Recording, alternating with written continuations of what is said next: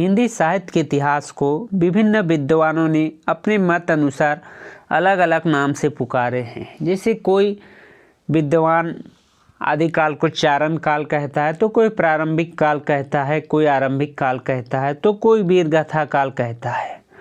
तो इसमें हम लोग जानेंगे हिंदी साहित्य के चारों काल, आदिकाल, भक्तिकाल, रीतिकाल और आधुनिक काल, चारों कालों को कौन कौन से विद्वानों ने क्या क्या नाम से पुकारा है तथा सबका मत किस नाम में जाता है कि सभी इसमें सहमत होते हैं कि यही नाम दिया जाए। तो इसमें जानते हैं। पहला है आदिकाल। आदिकाल को वीरगाथा काल आचार्य रामचंद्र शुक्ल ने कहा है। आचार्य रामचंद्र शुक्ल के अनुसार आदिकाल को वीरगाथा काल कहा गया है। आदिकाल सबसे पहले आचार्य हजारी प्रसाद द्विवेदी द्वारा कहा गया है आदिकाल। चारण काल डॉक्टर रामकुमार वर्मा द्वारा चारण काल कहा गया है। बीचवपन काल महावीर प्रसाद द्विवेदी ने कहा है आदिकाल को। सिद्ध सामंत युग राहुल संस्कृतायन द्वारा कहा गया है।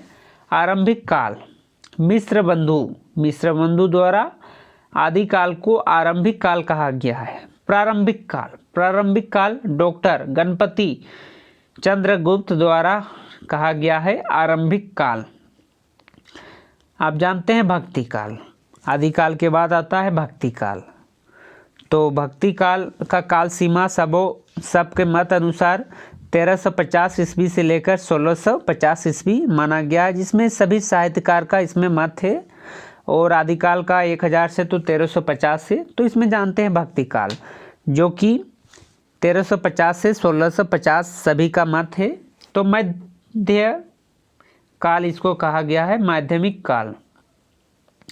भक्तिकाल को माध्यमिक काल कहा गया है, जो मिश्र बंधु ने कहा है माध्यमिक काल।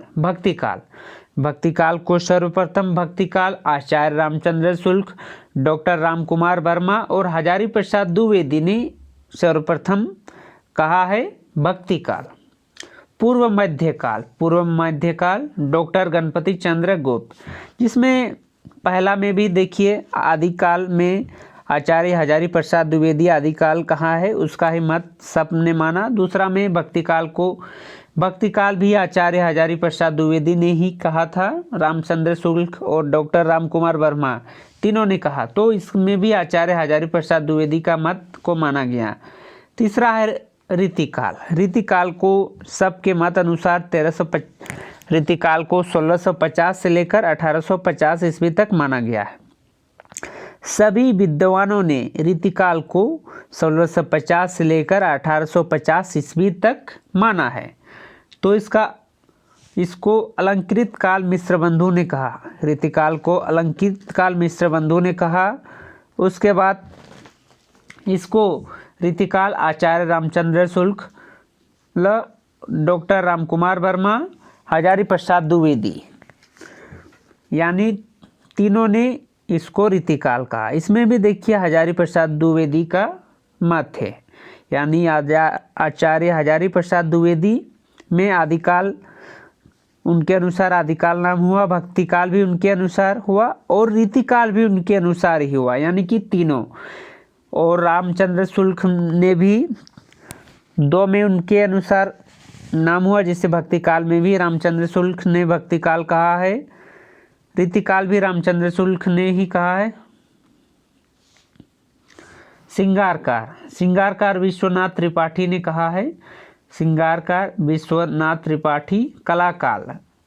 कलाकाल डॉक्टर भगीरथ मिश्र ने कलाकाल कहा है रीतिकाल को। आप जानते हैं आधुनिक काल को वर्तमान काल कहा मिश्र बंधु। गत काल कहा है आचार्य रामचंद्र शुक्ल के अनुसार गंधकाल। और आधुनिक काल हजारी प्रसाद द्विवेदी के अनुसार, यानी कि चारों कालों में हजारी प्रसाद द्विवेदी का मत है। स्पष्ट है कि विभिन्न कालों का नामकरण को लेकर विद्वानों में मतभेद थे, किंतु जितनी वैचारिक भिन्नता आदिकाल और रीतिकाल के नामकरण के संबंध में है उतनी अन्य में नहीं है। जैसे कि आदिकाल और रीतिकाल में सभी की अन्य अन्य भिन्नता है, जैसे आदिकाल को सब अलग अलग प्रकार से कहते हैं और रीतिकाल में दोनों में भिन्नता है, लेकिन भक्ति काल और आधुनिक काल में बहुत सारे विद्वान का मत एक ही है।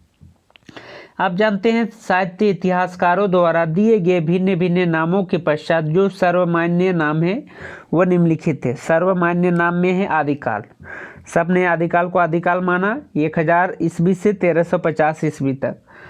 भक्ति काल 1350 ईस्वी से 1650 ईस्वी तक। रीतिकाल 1650 से लेकर 1850। आधुनिक काल 1850 से लेकर अब तक। उपयुक्त नाम ही अब सर्वकृत है, इसीलिए इतिहास ग्रंथों ने इन्हीं का प्रयोग होता है। जैसे आपको पूछा कि आदिकाल का काल समय कब है, तो 1050 से 1350 लिखिएगा, 1000 से 1350। तो यह सर्वमत है, यानी कि किसी का मत, इसमें सबका मत है। यानी आपको पूछा गया कि आचार्य हजारी प्रसाद द्विवेदी के अनुसार रीतिकाल का काल सीमा कब है या आदिकाल का काल सीमा कब है, तो उसमें आप अलग लिख सकते हैं, क्योंकि वह अलग विद्वान है तो उसका अलग काल सीमा होगा। तो यदि आपको सर्वमान्य में यही है।